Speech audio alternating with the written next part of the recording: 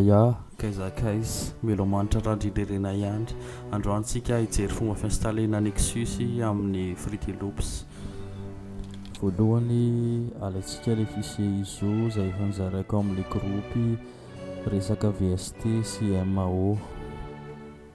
Io moa zany afaka sokavana amin'ny demande tools na clic droit fotsiny raha ohatra ka Windows 8 na 10 no ampiasanao.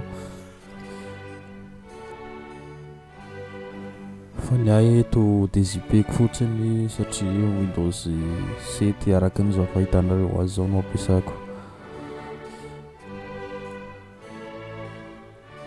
Somary elaela ihany moa le izy ty zany miankina amin'ny processeur sy ny RAM fa eo miandry kely tsika.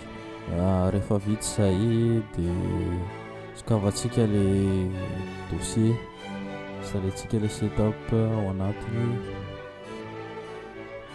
dia misy le somary fokiriny kely moa zany fa nataoko mieux. Eto zany fa misy par défaut fa ny ahy somary ovakely satria bobabobaka ihany ny VST ato amin'ny disque durako. Dia rehefa vita zay dia afaka atao next.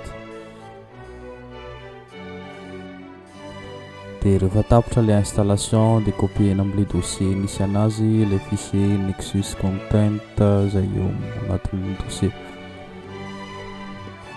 Sokavatsika ny FL dia tadiavintsika ao anatin'le izy ilay Nexus insert more dia tadiavintsika home refresh fast scan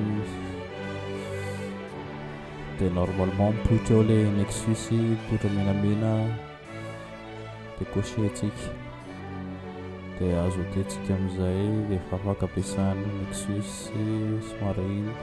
Normalement charge elaela eo le izy fa rehefa vita dia mipoitra daholo ilay preset ao anatiny.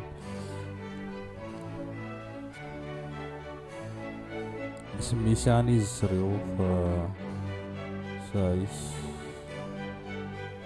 Amin'ny manaraka antsika hijery ny fomba fanaovana azy amin'ny FL11 sy ny fomba fiimportena an'ireo expansion.